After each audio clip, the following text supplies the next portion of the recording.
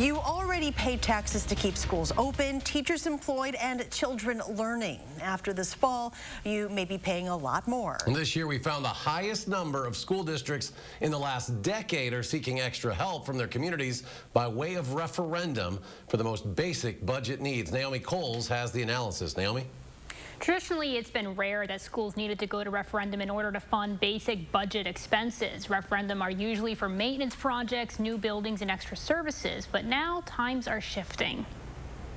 Awesome. Go back and see if you can add even more. At Verona's Sugar Creek Elementary, teachers are still waiting on a raise to match inflation, waiting in this case on voters. It's going to pay for us continuing to be able to do business and continue to stay competitive. The Verona Area School District is one of 9 in Dane County going to referendum this fall, asking their communities for more funding. In the last two-year budget cycle, we got $0 new per student, and that's the money most school districts use to budget for recurring expenses into the future. Verona Deputy Superintendent Chad Weezy is talking about the budget passed by the state legislature, which cited millions in one-time federal COVID funds as a reason not to bump up school funding. Weezy says you can't pay people into the future with money that runs out in a couple years. A combination of no new money that is recurring from our state and sky-high inflation, and kind of layer on a really difficult labor market